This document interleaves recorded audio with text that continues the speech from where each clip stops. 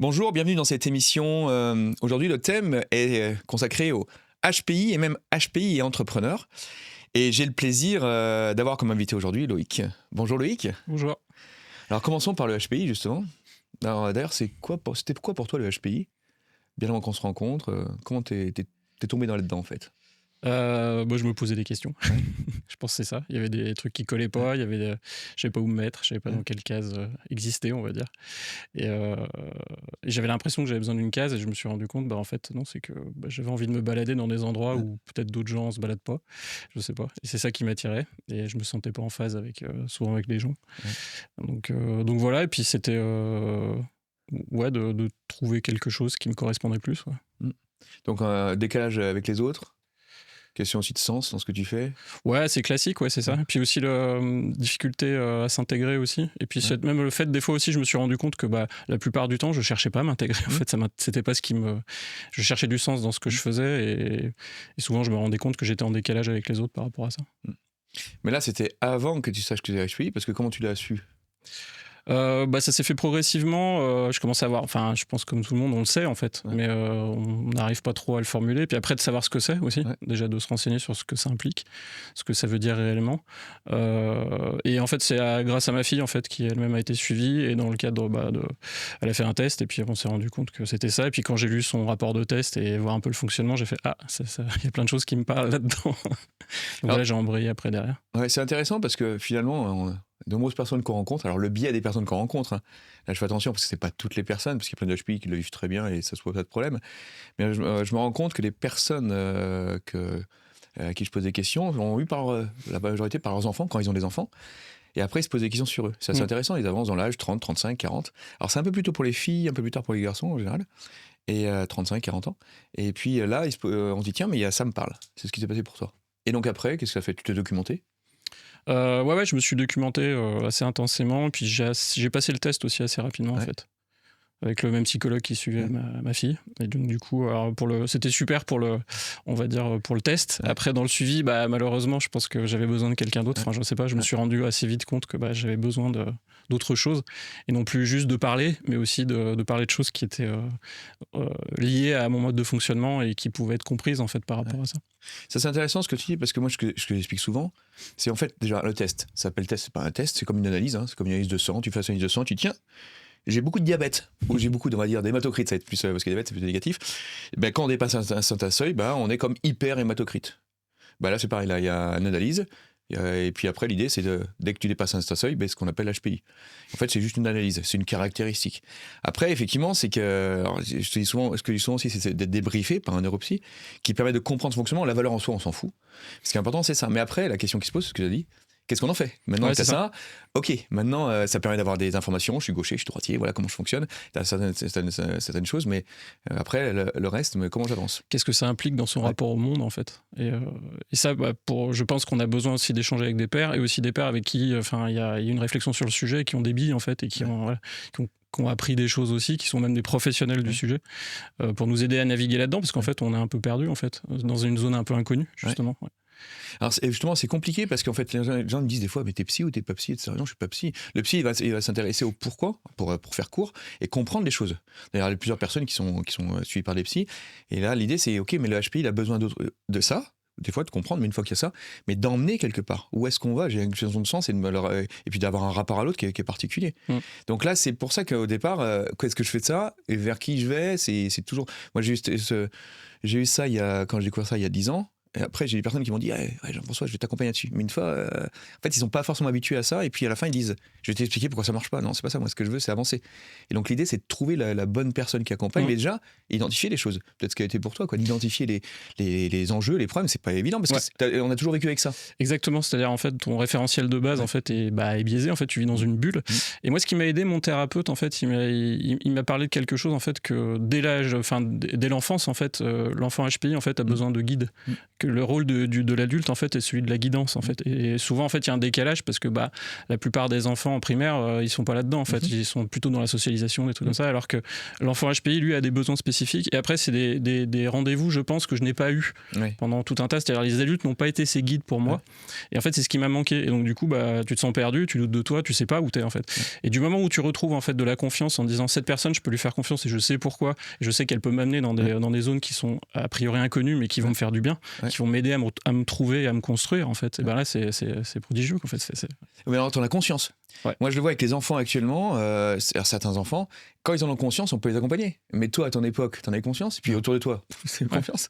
Enfin conscience. En plus, non, puis t'es constamment sous des messages très contradictoires. T'as des gens qui disent ah mais t'es brillant machin, t'as des gens qui disent t'es nul, t'as des gens. Enfin en fait c'est le regard de l'autre en fait. Tu sais pas quoi en faire en fait.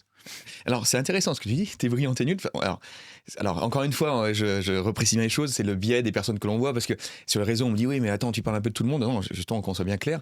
Mais ce que je constate, les personnes qui ont des problèmes en général, au cours des enjeux, souvent ils sont brillants. En fait moi je le vois même avec les enfants à l'école, parce que j'ai une casquette de bénévole et j'accompagne les différences. Et là, ce que je constate, c'est qu'en fait, ils n'ont pas appris à apprendre. Donc, ils sont là. Il y a le facteur émotionnel qui est assez fort, pour faire avec ses cours, dans les caractéristiques.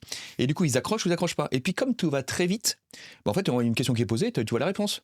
Comment expliquer ? Pas expliquer. Donc finalement, tu n'expliques pas. Et puis le jour où la réponse, elle correspond pas forcément, la réponse ne correspond pas forcément à la question, il y a un petit grain de sable, et bien là, tu perds complètement. Soit tu perds ça, ou bien tu n'as plus de sens et tu t'intéresses pas à l'école. Alors, il y a d'autres enjeux, mais. Et puis après, oui, tu es brillant, parce que quand ça t'intéresse, ça monte, d'où le potentiel. Le potentiel, c'est un potentiel. Tu n'utilises pas, ça vaut 0. Hein. Tu utilises, ça monte. Et après, derrière, si tu utilises, ça monte très haut. Mais encore une fois, est-ce qu'il y a du sens par rapport à ça ? Est-ce que ça, tu vois, ce genre de choses qu'on entend régulièrement, est-ce que ça te parle ou ça t'a parlé ? Oui, clairement. Je l'ai vu parce que dans mon parcours scolaire, c'est ça, c'est qu'en fait, facilité en primaire jusqu'au collège, et après, perte de sens. Du coup, plus trop de motivation à faire, parce qu'en fait, la méthode m'intéressait pas, la forme m'intéressait pas, en fait. J'avais compris j'avais même pas compris consciemment, mais c'est juste que ça m'attirait pas déjà à cet âge-là. Et par contre, il y avait des moments où, je sais pas pourquoi, il y avait des éclairs comme ça de brillance, je sais pas, qui sortaient. Éclair de génie, souvent on entend et mes parler. profs savaient pas quoi en faire. Parce que justement, ils me regardaient en se disant, voilà, et puis il y a un jugement très négatif. Puis à l'époque, en fait, ils avaient aucun recul là-dessus. Je pense que c'était plus compliqué aussi. On savait pas, en fait, ce qui jouait là-dedans, en fait. Et moi, de ce que j'ai lu, il y a toujours eu, de toute façon, des gens comme ça. Le problème, c'est la manière dont on les regarde, en fait, qui évolue avec le temps. Et heureusement, je pense, depuis Internet, et je veux dire, la démocratisation du savoir, d'une certaine façon, on est rentré dans quelque chose où on peut avoir de l'information. Et notamment pour les gens qui se posent des questions, on peut aller trouver de l'information pertinente sur le sujet. Alors maintenant que tu as l'information, c'est une chose, c'est comme, alors je sais pas, tu vas me dire, mais moi la première fois qu'on m'a détecté, entre guillemets détecté, avec toutes les précautions, c'est pas détecté, mais qu'est-ce que je fais de ça ? Et j'ai eu des bouquins super intéressants, j'ai dit ok, mais je m'y retrouve dedans. Mais ok, mais ces bouquins, qu'est-ce que je fais avec ? Avec le recul, maintenant ces bouquins sont intéressants, mais bon. Mais je te rejoins, c'est exactement ça a été ça aussi pour moi. J'ai lu 2-3 ouvrages, donc je me suis dit ok, je me reconnais là-dedans, mais et maintenant ? Parce que ils donnent pas un mode d'emploi, et en fait on a besoin en fait aussi bien de comprendre, mais aussi d'agir. Et en fait dans cette guidance, en fait on a besoin de mettre en fait des actes en fait de se mettre en mouvement, d'être dans l'action en fait. Et le problème de l'action, c'est quand on doute beaucoup et qu'on sait pas trop où on va, c'est compliqué, parce que sortir de cette petite zone, de sa grosse zone de confort, pour faire des petites actions qui vont dans un sens d'exploration, mais dans lequel on n'a pas l'impression aussi de jouer sa vie. Et moi, ça a été un peu le cas, c'est-à-dire en fait, j'avais une envie, mais je savais pas où aller. Alors, tu avais une envie, tu n'avais pas identifié, je suppose. Ouais. Et puis également, on parlait de question de place, mais dès le plus jeune âge. Donc là, tu as une place, tu essaies de trouver ta place. Tiens, ça c'est sympa, j'ai peut-être trouvé une petite place. Donc tu as un fonctionnement, tu vas adapter. Donc après, quand tu adaptes ton fonctionnement, tu arrives à l'âge de 16, 17 ans, 18 ans, tu dis voilà, c'est bon, j'ai ce fonctionnement-là, je vais continuer là-dessus. Sauf que tu te rends compte à 35, 40 balais, finalement, tu es en décalage, tu ne sais pas ce qui se passe. Ouais. Et très souvent, de ce que je constate, c'est que ce fonctionnement, ce que j'appelle moi suradapté, c'est qu'en fait, tu as un fonctionnement qui n'est pas forcément le tien, mais qui va bien, tu as trouvé cette petite place, et c'est parti. Et puis vers 30, 35 ans, 40 ans pour les hommes, 35 pour les femmes, tu te dis, attends, il y a un truc qui va pas là, et tu sais pas quoi. Et en fait, vas-y, va l'identifier le truc. Parce que le truc, c'est simplement. Alors, une fois que je décortique ça, en fait, moi j'ai mis du temps à décortiquer tout ça, ça paraît simple maintenant. Mais en fait, après, c'est facile d'où travailler sur le fonctionnement au départ. Une fois que tu décortiques, ça va vite. Mais quand tu vis ça, tu te dis, il y a un truc. Et surtout, moi, ce que je vois chez HPI, c'est pas la capacité à se faire entendre. Il y a ça. C'est pas qu'ils étaient dans le décalage, il y a ça aussi. Et surtout la capacité d'être compris. Et en fait, d'un seul coup, tu mets des mots et la personne se sent compris. Et même plus ou moins que ça, c'est la sensation d'exister. Et une fois qu'il y a vraiment ça, moi je le vois en face, parce que les bouquins, t'as plein de choses, tu comprends tout dans ta tête. Mais t'es compris par qui, t'existes pour qui ? Tu n'existes pas. Donc après, derrière, tu vas suivre. Mais après, tu dis, c'est très intéressant. Mais comment je fais derrière, quoi ? Parce que les bouquins, en plus les bouquins, il y en a 40 sur le sujet. Je sais pas, est-ce que ça te parle ce que je suis en train de dire? Ouais, carrément. Après, je trouve que ça évolue aussi vite. Et c'est aussi ça qui me. Enfin, je trouve ça fascinant. On est rentré vraiment dans une ère où, en fait, par rapport à la diversité, et notamment la neurodiversité, il y a plein de choses qui se passent, et surtout aussi de décloisonner, de comprendre un peu à quel point, en fait, l'humain, en fait, on fait partie d'un spectre, et on n'est jamais dans une case. En fait, on est toujours un élément unique au sein d'une infinité de combinaisons possibles. Mais dans ces combinaisons possibles, il y en a certaines qui sont plus difficiles à comprendre que d'autres. Et en tout cas, pour les gens qui sont, on va dire, dans une moyenne, en fait. Et c'est parce que l'inconnu, en fait, on peut pas se le représenter. Du coup, ça fait peur. Du coup, on projette beaucoup de fantasmes dessus. Et soi-même étant, enfin, genre, on baigne dans ce milieu-là, donc en fait on projette aussi des fantasmes qui ne sont pas les nôtres sur ce qu'on devrait être. Par exemple, le rapport à la douance ou le rapport au HPI aussi, on devrait être intelligent, on devrait être ceci, mais ça veut dire quoi en fait? Exactement. Ouais, ça veut rien dire en fait, c'est juste qu'on a une expérience qui est qualitativement différente. Mais ça, va l'expliquer à quelqu'un, en fait tu peux pas parce que c'est que de l'expérience en fait. D'une part, et puis moi ce que je compare souvent c'est avec le sport. Par exemple, Usain Bolt, qui avait écoré son mètre en 9 secondes 6, il avait, on va dire, pour vulgariser, un haut potentiel sportif, même si c'est un peu caricatural, mais lui, il a cette capacité-là, donc il a un potentiel. S'il n'utilise pas son potentiel, il n'arrive pas à courir aussi vite. Même moi, si j'utilise un maximum de potentiel et lui, il l'utilise pas, je vais peut-être plus vite que lui. Par contre, lui, dès qu'il l'utilise, il va 15 fois plus vite. Donc c'est un potentiel, c'est une différence. Et donc en fait, l'idée, c'est comprendre que c'est un potentiel, mais je vais même plus loin que ça, c'est que au départ, je savais pas trop ce que c'était HPI et j'ai compris en fait, alors, il y a plein de notions, mais un des points, c'est que finalement, c'est quelqu'un comme les autres. Sauf que tout est exacerbé. Fonction est exacerbée. Question de sens, c'est exacerbé. La question le besoin de comprendre les choses, c'est exacerbé. Le besoin de l'injustice, c'est exacerbé. Le fait de ne pas trouver la bonne personne avec qui vivre, qui travailler, c'est exacerbé. Le fait de trouver des gens illogiques, c'est exacerbé. Mais ça va arriver parce qu'il y a une question aussi de voir les choses en avance. Alors, c'est pas en avance, on n'a pas une boule de cristal, mais comme on détecte des choses qui sont imperceptibles, en fait, parce qu'on repère le manque de cohérence, bien en fait, on appelle les signaux faibles, en fait, c'est ça. Exactement. Et donc là, c'est exacerbé. Donc il n'y a pas de définir, les gens me disent mais quand tu dis ça, tout le monde peut être comme ça. Oui, chacun. Mais finalement, quand tu vois un faisceau d'indices avec tout ça, je me rends compte que c'est une catégorie de personnes. Et là, on est tous humains en fait, c'est ça. Et le truc dans l'humanité, en fait, c'est que voilà, il y a des choses qui vont être plus ou moins, comme tu dis, exacerbées en fait. Et ça, des fois, c'est difficile à comprendre. Enfin, quand on le regarde d'un point de vue, on va dire normatif, dans un cadre qui est défini, qui est pas forcément remis en question. Et moi, je fais souvent le parallèle aussi quand j'en parle, en me disant, tu vois, par rapport au truc de HPI, en fait, si tu regardes aussi sur la cloche de la courbe d'intelligence dans l'autre sens, les gens de la norme, ils vont pas, quand ils regardent des gens qui sont en dessous de la norme, en fait, ils sont très bienveillants avec. Pourquoi? Parce qu'ils arrivent à se représenter ce qu'ils vivent. Exactement. La difficulté, en fait, c'est quand tu regardes quelque chose que tu ne peux pas te représenter. Et là, du coup, ça déclenche aussi une forme à la fois, jusqu'à des fois l'hostilité, mais souvent de méfiance, c'est pas agréable, c'est pas confortable, en fait, d'essayer de s'imaginer la réalité de quelqu'un qu'on ne peut pas partager, en fait. Et on se retrouve ce mécanisme toujours sur le rejet, sur la différence, enfin voilà, le rejet de l'autre, en fait, il vient de là, de quelque chose qu'on ne peut pas se représenter, en fait. Et c'est intéressant ce que tu dis, parce que moi, souvent on voit ça même entre deux villages. Dans le terroir, et les gens qui, en fait, quand ils ne changent pas entre eux, en fait, il y a une guerre qui naît. Et finalement, dès qu'on comprend l'autre, d'un coup, on n'est plus à la guerre. Et là, ça marche pour toutes les formes de différence. Et là c'en est une, parce que là, leur ressenti est différent. Alors, ce qui est intéressant, c'est qu'en plus, l'HPI, c'est une caractéristique. Après, c'est quand c'est mélangé à d'autres choses. Parce qu'on parle de troubles comme le TSA, comme le TDAH, etc. Donc ça vient, ce qu'on appelle des pas morbidité, mais des co-problèmes, on va dire, qui viennent aggraver, ou du moins, ou en tout cas exacerber ces choses-là. Mais en fait, finalement, oui, c'est des troubles, donc là, il y a des soins, mais alors que le HPI n'est pas un trouble, c'est une caractéristique. C'est un mode de fonctionnement, en fait. Manque de fonctionnement différent. Oui. Et donc là, l'idée, c'est de l'expliquer, comme tu dis. Comme il n'y a pas la capacité de pouvoir appréhender les choses, en fait, on n'appréhende pas, donc on se fait une idée. On s'imagine comme ça, et puis après, d'où moi je vois sur les réseaux des fois des commentaires des personnes qui disent c'est clair, on est tous comme ça, mais tous ça veut rien dire, ça veut rien dire, et après derrière c'est ce que je dis souvent, viens vivre ma vie pendant 2 jours et puis après tu vas voir la différence. Je suis pas ni au-dessus ni en dessous, simplement il y a une différence une différence d'approche. Les priorités sont pas les mêmes en fait. Et je pense que la manière de se gérer soi-même aussi est pas la même. Et je pense en tout cas moi je me ressens de plus en plus sensible à des choses qui pourraient être un bas bruit pour d'autres, mais où pour moi je me dis oula, fais gaffe à ce truc-là, et de gérer l'énergie, de gérer aussi la manière dont j'organise une journée, la manière dont quand je passe du temps au milieu d'autres personnes en fait, comment je vais le vivre en fait, et à quel point je vais me brûler d'une certaine façon si je suis pas conscient de me dire j'ai aussi besoin d'un moment où il faut que ça retombe en fait, que la pression retombe et que j'ai du temps pour moi aussi, ce temps aussi seul, ce temps aussi de ressources, ce temps un peu d'être dans sa bulle aussi d'une certaine façon, aussi pour digérer l'information, d'être dans l'introspection, d'assimiler des choses et de les intégrer au niveau aussi émotionnel et corporel. Ça, c'est important.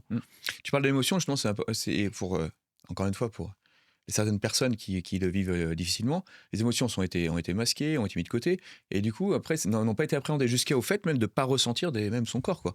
Donc là, il y a tout un travail à reprendre, parce que comme c'est... bon, maintenant, avec tout ce qui se passe dans les informations, les jeunes sont beaucoup plus à même de pouvoir entendre ce genre de choses, puis il y a un certain suivi, mais il y a 10, 15, 20, 30 ans, c'était pas du tout le cas. Et donc, bah oui, t'es comme les autres, sauf que non, je suis pas comme les autres. Et en fait, on n'arrive pas à voir ça, notamment sur ce côté émotionnel. C'est ce que je trouve super chouette aujourd'hui, justement, c'est le changement de regard progressif de la société aussi là-dessus. Et puis je vois, moi j'ai des filles qui sont ados aussi, et puis c'est intéressant de voir à quel point justement elles se posent aussi des questions, des bonnes questions aussi par rapport à ça, et de voir comment elles grandissent, elles se construisent aussi en acceptant beaucoup plus ces émotions qui peuvent des fois être très fortes, très démonstratives, qui partent dans des sens, et sur lesquelles moi j'ai encore du mal à me dire non mais vas-y, tu peux y aller, quoi. Ça fait partie de ton expérience, et surtout c'est ce qui est de plus beau en fait dans ton expérience de la vie en fait. Alors l'émotion, c'est important. Souvent, ce que je dis, c'est l'émotion, c'est une chose, mais après, c'est le message qu'il y a derrière. Une fois qu'on prend le message, du coup, on apprend à se dire qu'est-ce qui se passe. La colère, il y a un truc qui se passe pas comme prévu dans ma tête. Ok, qu'est-ce qui s'est passé? Pas prévu? Oui, parce que c'est évident. Ah non, c'est pas aussi évident que ça. Ou bien j'ai peur. Oui, parce qu'il y a un danger. Il va peut-être arriver. Parce qu'il y a certaines. Quand c'est exacerbé, certains types de profils, des personnes assez prudents, assez précis, assez logiques, qui eux vont voir tous les petits soucis ou tous les dangers qui peuvent arriver. Et quand c'est exacerbé, alors là, ils vont même imaginer que, alors dans la maison, et si la chauve-souris passait par le toit, repassait par la chauve, donc ils vont imaginer des choses qui sont très peu probables, mais qui génèrent justement une insécurité et peut-être une peur d'un danger qui est supposé. Donc en fait, et donc du coup, danger est perçu comme important, comme il est perçu, ressenti comme important, et ressenti, l'émotion ressort. C'est là où le mental et la capacité justement de réflexion se retournent contre nous souvent. Et moi, je me rends compte à quel point des fois ça m'enferme en fait. Et même si tu en as conscience, tu te fais avoir assez souvent en fait, et d'avoir le recul de dire non, mais en fait là, je me raconte une histoire. Ok, elle est bien construite, elle marche bien, tout ça, mais en fait ça me sert à rien, quoi. Et en fait, je perds de l'énergie et de l'attention et de ce que dans mon rapport à la vie, en fait, j'ai envie de passer de moins en moins de temps à envisager toutes les hypothèses, et à plutôt me dire en fait, mais qu'est-ce qui est vraiment important pour moi au moment où, dans ce que je fais, d'être présent aussi, et de prendre des décisions sur le fait de où est-ce que je veux aller. Alors on en parlait hier, notamment au niveau des croyances. Prenons ce cas hier, c'était intéressant. En fait, une croyance, une crainte ou une peur, une anxiété qui était là. Et en fait, souvent, ce que je me rends compte chez les HPI, l'anxiété, alors il y a des mécanismes pour faire tomber les croyances, mais la première chose, c'est déjà de factualiser les choses, parce que les deux choses qu'on ne discute pas, c'est les faits et le ressenti. Opinion, ça se discute. Il ressent ça, mais après, le ressenti, c'est tellement, depuis 10, 15, 20 ans, l'idée, c'est déjà de factualiser les choses, de comprendre les choses, parce que l'exemple d'hier, c'est que tu me disais, on est toujours comme ça. Toujours, mais là, toujours, peut-être pas toujours, oui, il est toujours de ce que tu connais. Ah oui, donc là, de trouver qu'il y a une ouverture par rapport à ça, oui, c'est pas toujours. Ok, et après on peut aller démonter la croyance en disant ok. Ce que je vois là-dedans aussi, c'est que quand on exprime des choses dans toujours, jamais, en fait, on a besoin d'être entendu. En fait, et parce que soi-même on a du mal à savoir ce qui se passe, et du coup à travers le regard de l'autre on se dit, je pense qu'inconsciemment on se dit, si je suis entendu par quelqu'un, il va me comprendre, il va m'aider, et je vais arriver à sortir de là. Et en fait, en grossissant le trait d'une certaine façon, voilà, c'est ça. Mais du coup on colle le truc de manière binaire, de manière blanche ou noire, et ça marche. Exactement. Et donc comme c'est exacerbé, encore plus pour les profils atypiques ou HPI, en fait c'est encore exacerbé. Alors c'est pas des caractéristiques de HPI, mais en tout cas on le retrouve régulièrement chez HPI. Donc là, alors c'est intéressant cette approche du HPI qui a, on va dire, question de sens, se positionner par rapport aux autres, question de communiquer. Ce que j'ai en tête, la personne l'est. Souvent, moi, j'entends quand j'échange avec différentes personnes sur les réseaux, notamment dans le travail, on me dit mais je suis pas entendu par ma hiérarchie, ou je suis pas compris, ou je suis mis à l'écart, ou qu'est-ce que j'ai eu encore dernièrement, je fais tout mais ils me voient pas, ou bien ils sont jaloux. Alors, effectivement, jaloux, ça revient à ce que tu as dit tout à l'heure, c'est qu'en fait on se fait une idée des choses. Donc en fait le fait de décrire déjà les choses permet de pouvoir diminuer ce niveau de jalousie, parce qu'en fait comme on connaît pas, il est fait d'exprimer son fonctionnement permet à l'autre de dire oui, effectivement t'es normal, entre guillemets, dans ton anormalité t'es normal, et du coup ça permet de pouvoir prendre dans notre angle. Et en fait cette jalousie, c'est souvent parce qu'il y a une incapacité à pouvoir formuler son fonctionnement. Parce qu'on n'a pas appris. Moi, pendant 20 ans, j'étais comme ça. Je n'avais pas appris. Je ne savais même pas que j'étais comme ça. Mais après, une fois qu'on apprend, derrière, la personne en face peut le entendre, peut le comprendre. Elle te prend tel que tu es. Et non plus tel que tu sembles être. Parce qu'elle te dit... Parce que l'exemple, c'était la personne, elle dit oui, mais moi, je finis toujours tout très vite. Et donc, les personnes voient comme si j'allais leur piquer leur travail. Non, maintenant, explique comment tu fonctionnes. Et puis, peut-être voir comment tu fonctionnes avec elle. Alors, là, on ne va pas donner une solution parce que chaque cas est différent. Mais simplement, le fait d'expliquer, en travaillant avec une personne, ça a fonctionné tout de suite, quoi. Ça te parle, ce point-là ou pas? Ouais. Bah, je pense de plus en plus, moi je m'aperçois à quel point c'est pas naturel de communiquer, je veux dire, son expérience. Avec des mots clairs. C'est ça. Avec des mots qu'une grand-mère peut. Je pense que C'est ça. une grand-mère. Ouais. Désolé pour les grand-mères, comme Ouais. dirait Michel Drucker, désolé pour les grand-mères, il faut les petites filles. Mais ce que j'explique, c'est une grand-mère, une petite fille peut comprendre. Petite fille ou petit garçon, peu importe, parce que pareil, on m'a dit. Voilà. Mais ce qui est important, c'est que quelqu'un d'autre puisse l'entendre avec ces mots-là. C'est ça qui est dur. De se mettre à la place de l'autre. Ouais. Parce qu'en fait, on ne connaît pas l'univers de l'autre. Et en fait, plus on est décalé par rapport à ça, plus c'est compliqué. Parce que qu'est-ce qui est commun là-dedans, en fait, finalement? Il y a plein de choses qui sont communes. Le problème, c'est d'arriver à se dire, OK, quel mot j'emploie? Parce que moi, j'aurais tendance à vouloir trouver le mot spécial, mais qui résonne en moi, qui peut-être va résonner dans la tête d'autres personnes, mais en fait, finalement, peut-être de peu d'autres personnes. Et après, quel autre mot je peux utiliser? En fait, quelle comparaison, quelle analogie je peux utiliser, en fait, qui va être plutôt universelle, en fait. Et ça, c'est pas évident, parce que on nous l'apprend pas. Mais c'est essentiel d'arriver à se dire, OK, quand je veux transmettre une idée, un concept, quelque chose que je ressens, comment est-ce que ça crée le déclic dans la tête de l'autre, en fait? Alors, ça, c'est intéressant. Et puis surtout, après, c'est le test sur le terrain Mais rien que le fait d'expliquer. Alors, je fais un petit parallèle par rapport dans les élèves qui sont en classe de 5e, 4e, là. Le fait d'expliquer leur fonction à l'autre le comprend. Donc, on est là-dessus. En plus, il n'y a pas de jugement encore. Dans le monde adulte, il y a des jugements, des choses, des croyances qui peuvent arriver. Donc, il n'y a pas de jugement. Donc, expliquer, c'est compliqué. Et puis également, le fait de pouvoir se positionner un peu différemment. C'est-à-dire qu'en fait, l'idée, c'est que comme on vient en position basse ou position haute, on se dit, en fait, l'autre le ressent en face. Et c'est marrant parce qu'en travaillant sur 2-3 choses avec les élèves de 5e, 4e, ça va tout transforme très vite. Bon, pour les adultes, ça va un peu plus long. Mais en fait, tout est dans la posture qu'on a. C'est-à-dire qu'en fait, voilà, je suis comme ça, voilà ce qui est important pour moi, voilà comment je fonctionne. Et puis après, une fois que la personne en face, elle dit OK, je comprends. Dès que tu es en position basse, elle va le sentir, donc elle va se mettre en position haute, quoi. Ou bien tu rentres dans les fameux jeux psychologiques, quoi. Ouais, c'est ça. Et c'est tout la difficulté, je trouve, d'arriver à. Enfin, pour moi, je me rends compte que c'est vraiment un exercice au quotidien de me dire comment je me positionne. À chaque fois que j'ai une interaction, et notamment avec les adultes, parce qu'avec les enfants, t'as raison, en fait, c'est beaucoup plus simple, parce qu'en fait, ils ont pas encore tout ce. Enfin, ils sont en train de le construire, Ouais. genre tout leur truc de préjugés, de machin, de représentation du monde et des autres.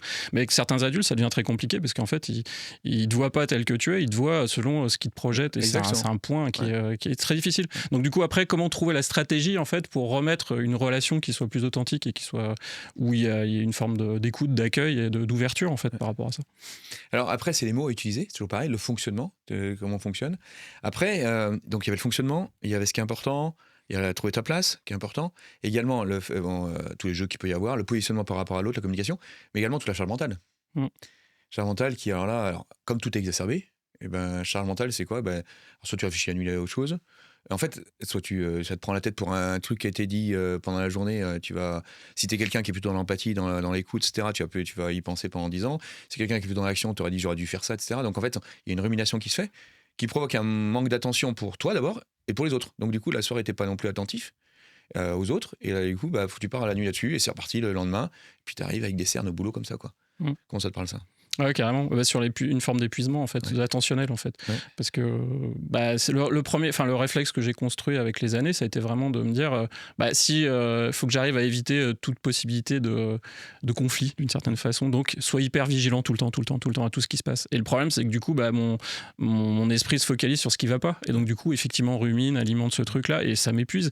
Et plus je suis épuisé, moins je suis ouvert à l'autre, et plus je vais rencontrer ce type de situation, même si je déploie une énergie incroyable en fait pour l'éviter. Mais ce n'est qu'une stratégie en fait de contournement, d'évitement en fait mais qui marche pas sur le long terme. Et la difficulté, c'est d'arriver à réintégrer le fait d'accepter en fait que dans l'expérience de la vie, il y aura des ratés, il y aura des échecs, mais il y aura des erreurs, mais on va apprendre de ça, et qu'en fait ça ne remet pas en cause le fonctionnement et le chemin sur lequel on est en fait. Et ça, c'est compliqué. Et je pense plus on attend dans sa construction et et on doit déconstruire tout un tas de trucs, de croyances justement qui sont très limitantes par rapport à ça. Ouais, notamment la discussion qu'on avait également sur le fait d'atteindre l'objectif et de pas être satisfait. En fait, et le seul point, et là, pour le coup, pour le HPI, c'est assez, on va dire, c'est caractéristique, on va dire. C'est qu'en fait, tu atteins un objectif et t'es pas satisfait. Pour quelqu'un de normal, dans la norme, il se met en avant, il n'y a pas de projet, bon, ça va. Mais quelqu'un qui a un HPI qui a vraiment besoin de sens dans ce qu'il fait, il a encore plus besoin d'avoir un projet qui l'entraîne quelque part. Et après, derrière, une fois que tu as ce projet-là, tu dis OK, l'objectif 1, c'est ça, l'objectif 2, c'est ça. Donc, même qu'un objectif, tu es en lien avec ton projet. L'exemple que j'ai donné hier, par exemple, c'est est-ce que tu aimes faire la fête, ou est-ce que tu aimes danser? Ouais, danser, ça te met en mouvement. OK. Prochain objectif, c'est peut-être d'aller, je sais pas, j'en sais rien, à Lyon, voir un concert de danse, ou à Paris, aller t'entraîner, je sais pas quoi, danser le tango, j'en sais rien. En fait, c'est des objectifs, mais une fois que c'est fait, tu continues parce que tu es toujours dans cette idée de vouloir danser. Ça vient de l'intérieur. Alors que si t'as pas cette histoire de danse, tu dis, voilà, je vais danser le tango, puis une fois que t'as le tango, j'y suis arrivé. Ok, super. Après, je vais danser tel truc, j'y suis arrivé. Ok. Et puis finalement, à chaque fois, t'arrives parce que tu mets des objectifs qui sont pas liés à un projet. Et donc, en fait, ce que je constate, moi, chez HPI, c'est cette remise à l'envers. Alors, on voit ça aussi dans l'entreprise, dans l'entrepreneur seul, et puis également dans les entreprises. C'est le même principe. Hein. Les objectifs sont fixés, sont pas liés à un projet. Et bien, en fait, on revient avec ce côté avec HPI, dire, OK, mais c'est quoi? Qu'est-ce qui m'intéresse? Et souvent, HPI me dit, OK, mais on va travailler là-dessus, mais moi, ce qui m'intéresse, c'est de pouvoir ne plus m'embêter. Ou, comme on dit, fait atteint, de pouvoir être satisfait. Je dis, attends, on va reprendre de zéro. Et d'abord, c'est comprendre ton fonctionnement, ce qui est important, ce qui te met en mouvement, etc. avant ton projet. Et une fois que tu as ça, d'un seul coup, tu vas te positionner. Et une fois que, en fait, quand le process est là, les HPI me disent, oui, ça fonctionne. Mais au départ, c'est pas intuitif. Au départ, tu te dis, ouais, mais attends, mais je suis pas satisfait, tu changes. J'ai une personne même qui m'a, sur un commentaire d'un live que j'ai fait cette semaine, elle m'a mis, j'ai beaucoup de passion. Non, chaque fois que je fais une passion, après je me lasse. On est en plein dedans, quoi. En fait, elle pense une passion, c'est peut-être l'objet qui brille, un truc qui l'intéresse. C'est comme tu as mangé une glace, une fois que tu as une glace sur une autre glace, un peu comme les bonbons, c'est addictif. Mais une fois que c'est ça, mais il n'y a pas quelque chose qui relie de l'intérieur. Ouais, tu vois, ça te parle ou pas? Ouais, carrément. Et puis en plus, le truc, c'est que moi, je me rends compte que je m'intéresse à plein de choses et qu'en même temps, on a tous que 24 heures dans une journée. Donc après, c'est le choix que tu vas faire, ok.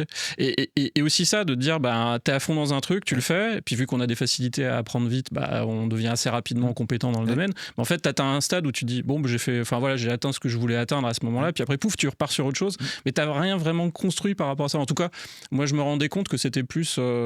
J'avais pas des choses à montrer, en fait, parce que c'est pas ça que je cherchais dedans. Alors qu'en fait, souvent, entre humains, en fait, c'est les gens, ils te donnent du crédit parce que tu as des trucs à montrer, que tu as construit quelque chose, que tu es devenu une référence dans le domaine ou j'en sais rien, tu vois. Et moi, je m'arrêtais toujours au stade avant, où je devenais assez compétent dans un truc, puis je switchais parce que finalement, je me disais, fou dedans, c'est pas ça que. Voilà. Ouais, parce que c'est pas nié. Ouais. Une fois que tu es aligné par rapport à ça, après là, tu commences à construire, tu construis, justement. Ce qui est important, c'est que tu as un objectif. Ça n'empêche pas d'avoir 15 milliards d'idées. Les gens disent. En fait, je dis souvent aussi dans les HPI, c'est tout intéresse, mais il n'y a rien qui te nourrit vraiment.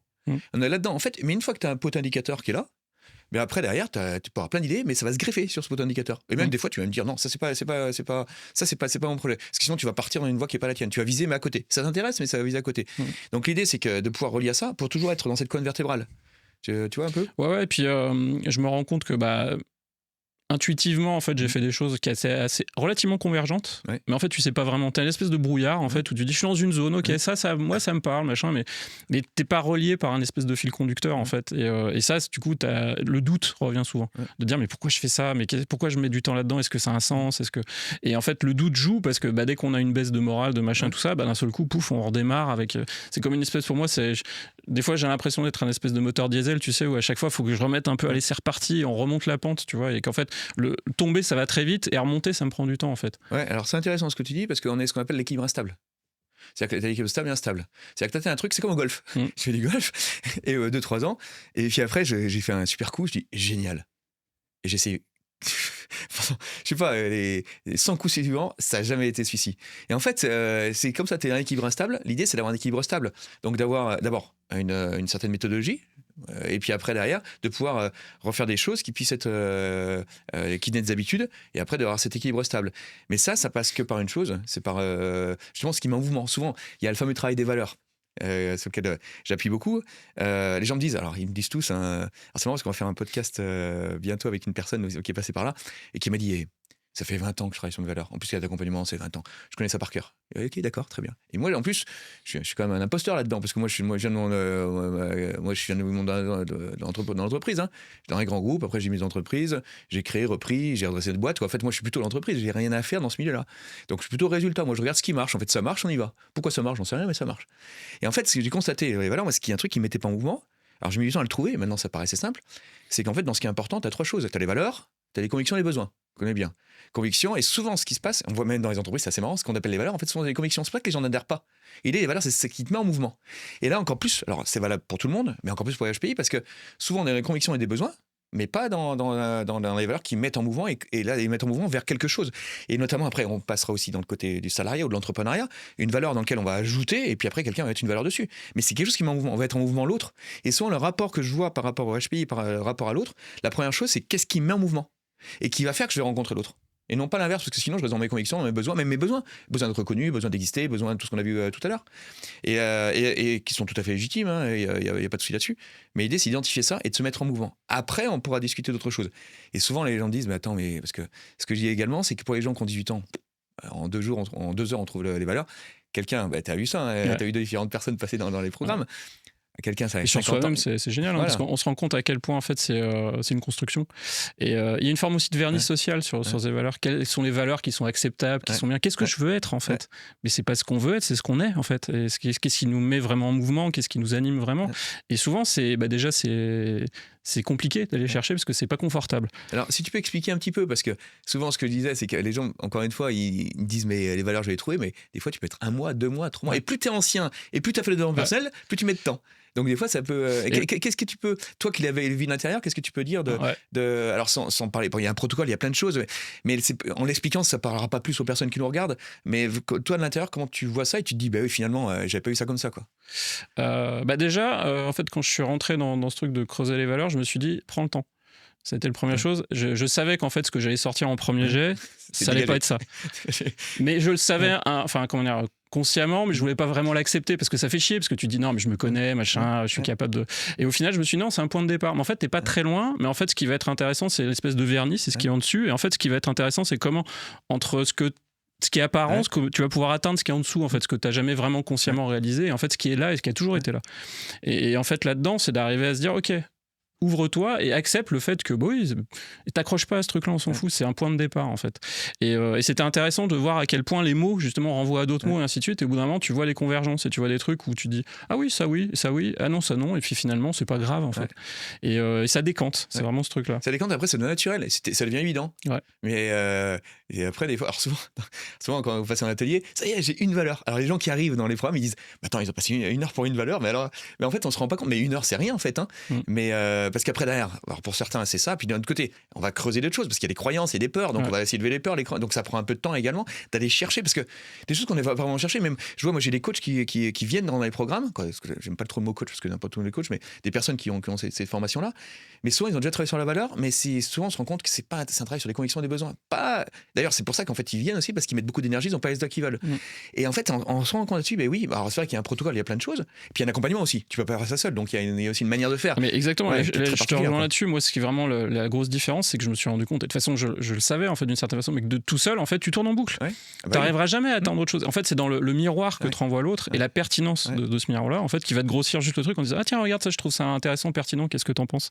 Et toi après tu dis ah tiens peut-être qu'il faut que je creuse ce truc là, parce que en fait tu sais pas, t'es perdu au milieu d'un truc, et ce que t'as la représentation de toi souvent, et qui est construite par aussi puis le regard de la société. Et c'est normal, parce qu'en fait quand tu t'es construit des croyances. Souvent ce que dit le mur là, est-ce qu'il est solide, oui, ou sur la route ce matin pour venir, et là j'ai doublé une voiture et j'ai cru, j'ai une croyance qu'elle allait pas venir sur ma voie. Oui, donc c'est une croyance, heureusement, que sinon si on faisait que constater, c'est compliqué. Donc il y a 90% des croyances sont neutres. C'est-à-dire que c'est des choses, moi je pense que la tasse elle tient, j'ai vérifié quand même, mais je peux croire qu'elle est solide.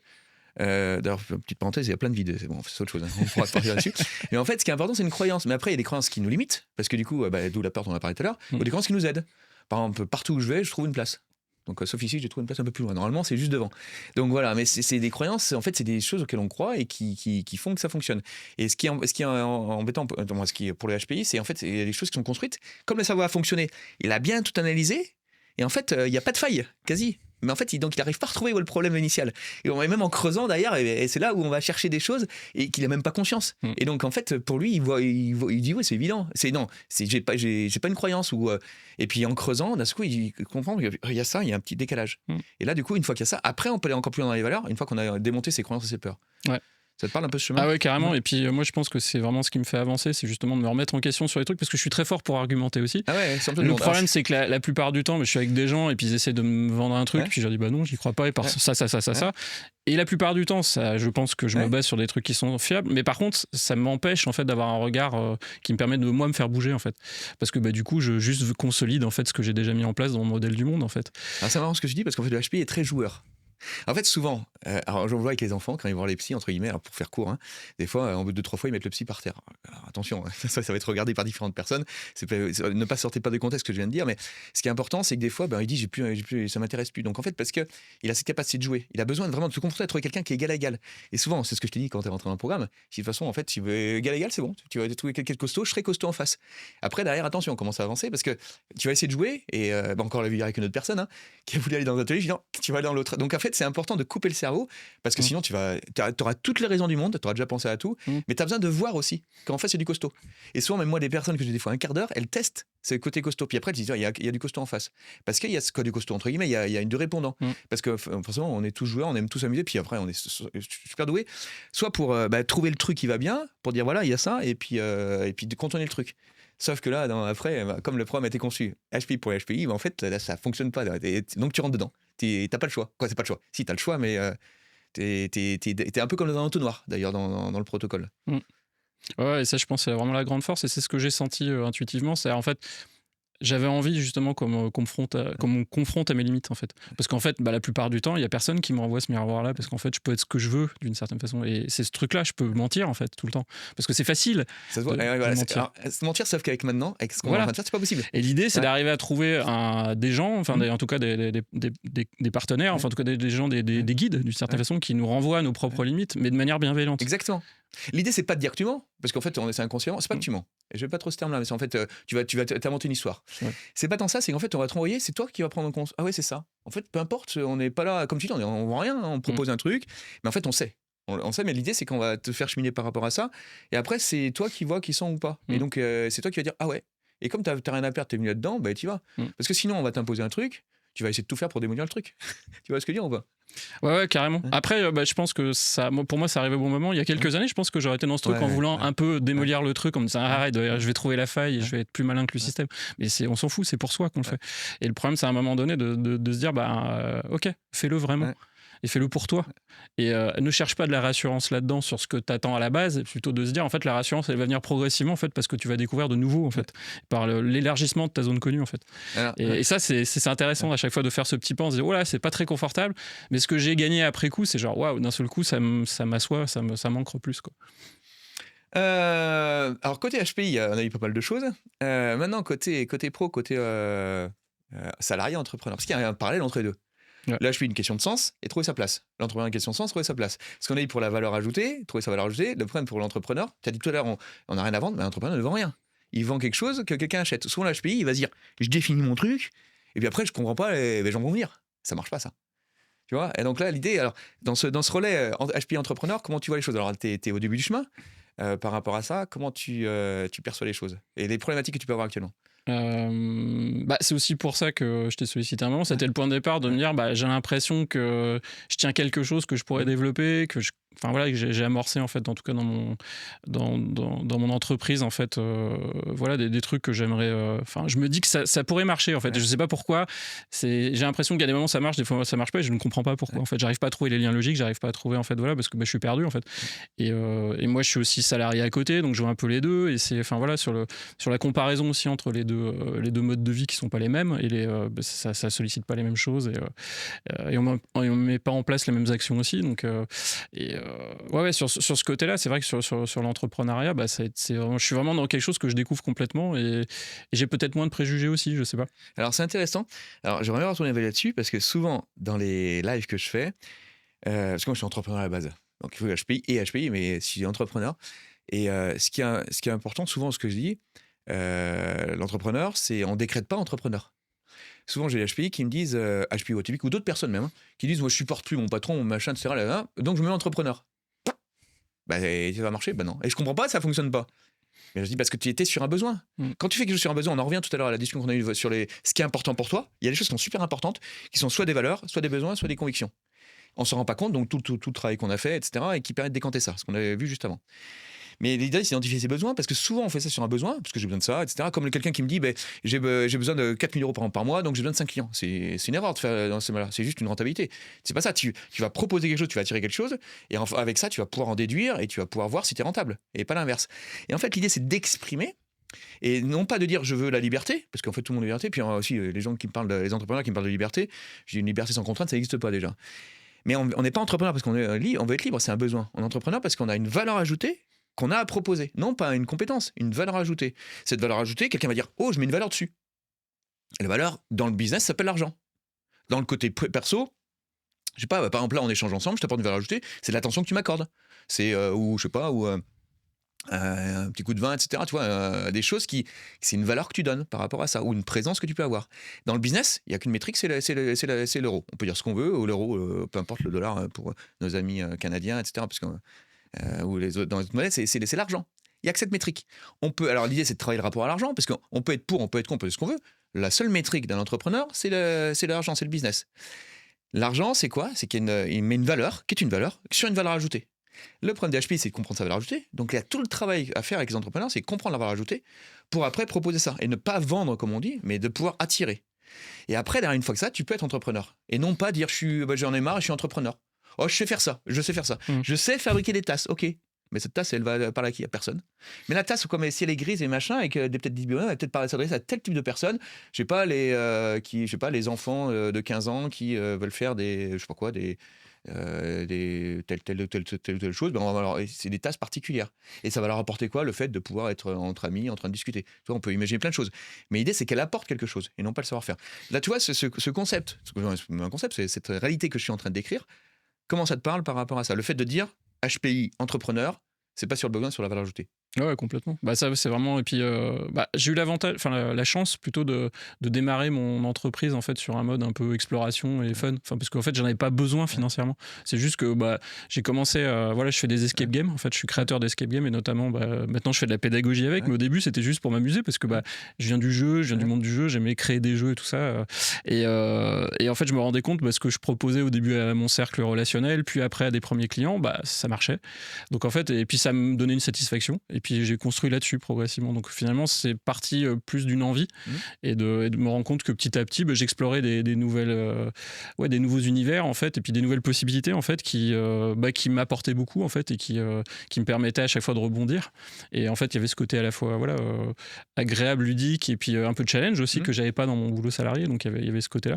Et ça s'est fait justement, je pense inconsciemment par le fait d'explorer un peu ce qui étaient les valeurs sous-jacentes en fait, même si je le savais pas. Par contre, ce que je savais pas, c'était comment organiser tout ça, structurer, voilà, et c'est là-dedans que je viens chercher justement une aide en fait. Alors c'est intéressant parce qu'on a parlé du HPI, donc fonctionnement, valeur ajoutée de projet. C'est intéressant, on fait le parallèle à l'entrepreneuriat, c'est la même chose. Finalement, c'est valeur ajoutée, qu'est-ce qu'on apporte au client. Une entreprise n'existe que parce qu'elle apporte quelque chose au client. Après, le rapport à l'autre du HPI, se positionner, trouver sa place. Dans l'entreprise, c'est pareil, trouver sa place, travailler avec les clients, entraîner des clients, projet partagé, même chose qu'en privé. Et après, derrière, c'est la charge mentale, pareil, et puis la capacité à pouvoir fonctionner différemment pour un HPI, la capacité à déléguer autrement pour un HPI aussi, un parti entrepreneur. Donc là, c'est intéressant, ce parallèle, en fait. C'est pour ça que les gens me disent, c'est quoi le rapport entre les deux? Bon, il se trouve, c'est moi. Mais en fait, finalement, c'est le même type de fonctionnement. Et c'est intéressant parce que quand j'ai commencé à accompagner les HPI, c'était un peu par hasard. Parce que les HPI sont venus me voir en me disant, mais comment t'as fait pour trouver ta place et un projet? Pourtant, moi, à 10 ans, tu me connaissais, personne n'aurait été marié deux copains là-dessus. J'ai fait tel chemin, mais surtout avec les dirigeants. Et donc, avec les dirigeants entrepreneurs. Je dis, ok, très bien. Est-ce que tu peux faire ce même système? Je vais l'adapter. En adaptant, ça a marché. Et finalement, je me suis rendu compte que c'est complètement. Les deux fonctionnent de la même manière. C'est fonctionnement, place, et après derrière. C'est pour ça que d'ailleurs, l'idée, quand je parle de HPI entrepreneur ou HPI salarié, tout de suite, on passe sur une activité derrière. Parce que HPI seul, ok, tu as compris ton fonctionnement, mais qu'est-ce que je fais? Comment je contribue dans la vie? Tu vois, comment ça te parle tout ça? Ouais, carrément. C'est vraiment ce passage à l'action qui me manquait, puis ce fait de structurer en fait. Et de structurer en tenant compte de ce mode de fonctionnement et de ce besoin de sens qui est primordial. Et peut-être c'est la manière de regarder les choses, qu'est-ce qui motive en fait, qui est peut-être différent intrinsèquement, je sais pas. Et où moi je me reconnaissais pas dans tout ce qu'on me proposait, dans ce que les gens me disaient, dans le modèle de société finalement. Et par opposition, du coup, j'allais de l'autre côté en fait, chercher pas la réussite, chercher pas la valorisation économique. Et au bout d'un moment, en fait, on se rend compte que non, c'est pas pour ça qu'il faut pas faire les choses. En fait, c'est des limites qu'on se met à soi-même, pareil, croyances limitantes qu'on construit par réaction à ce qu'on ne comprend pas en fait.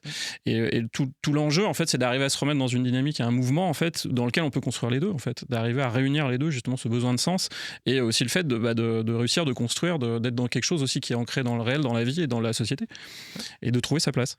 Alors c'est intéressant, on peut conclure là-dessus, mais j'aimerais bien conclure sur autre chose. Parce qu'une fois que tu es arrivé là-dessus, parfait. Là, tu vois, on s'est rencontrés au mois de juillet. Tu vois, et là, quelques mois après, qu'est-ce que tu dis? Avant qu'on se rencontre, et qu'est-ce qui a fait le déclencheur? Et tu te dis quoi maintenant? Avant qu'on se rencontre, j'avais vraiment. Ouais, je cherchais. J'étais perdu là-dedans et j'arrivais pas à trouver des réponses par moi-même. Je savais que je tournais en rond. Je l'avais conscientisé en fait que je tournais en rond, mais j'avais beau chercher autour de moi, il y avait rien qui me donnait le déclic. Et puis on a eu la chance de se rencontrer. J'ai vu une de tes conférences dans un cadre associatif et tout de suite, je me suis dit, ah, ça m'a parlé. La manière dont tu présentais le truc, je me suis dit, ah, ok, peut-être qu'avec cette personne-là, en fait, je vais pouvoir. Elle va me toi, tu vas me permettre d'ouvrir des portes que j'avais pas encore entreaperçues en fait. Et avec ces portes-là, qu'est-ce que ça va pouvoir me révéler, tout ça, et qu'est-ce que je vais pouvoir explorer de nouveau par rapport à ce truc-là. Et donc, dans ta question, c'est où j'en suis aujourd'hui ? Ouais, en fait, c'est ça. Et puis, comment en quelques mots, là, par rapport à l'accompagnement, à la manière d'avancer, qui est particulière, parce qu'en fait, c'est quand même spécifique à HPI et entrepreneur, ou les deux d'ailleurs, l'un ou l'autre, mais les deux en même temps. Ça peut être aussi dirigeant, manager, mais en fait, on combine les deux. Des personnes qui veulent changer, ça qui m'intéresse, d'avoir des personnes qui veulent changer. Qu'est-ce que tu pourrais dire de cet accompagnement actuellement et la manière dont ça se passe ? Là où je suis content, c'est que je suis vraiment rentré, je pense, au bon moment par rapport au fait que j'avais vraiment envie de changer. C'est-à-dire, j'étais prêt à me dire, ok, on va aller dans la zone un peu inconfortable du début, et aussi le fait d'avoir une discipline, le fait d'avoir une régularité, le fait d'être consistant dans le fait de dire, ok, tous les jours, toutes les semaines, en tout cas, il y aura des rendez-vous, il y aura des choses. Et ça, j'avais besoin de ça, d'un cadre et d'une guidance, en fait, qui soit à la fois bienveillante, mais présente, où on puisse pas dire, non, mais je fais un peu semblant et ça va passer. Et avec toi, c'est ça que je cherchais, en fait, quelqu'un qui me ramène ce truc-là en me disant, non, mais ça passera pas. Et ça fait du bien, parce que d'un seul coup, on peut plus mentir, ce que je disais, mais en fait, c'est juste contourner l'obstacle. En fait, c'est jouer. C'est ça, c'est jouer, mais de manière un peu genre parce que c'est facile. Non, là, c'est vas-y, regarde le truc qui est moins facile, mais par contre, du coup, tu auras du résultat et ça va te faire bouger.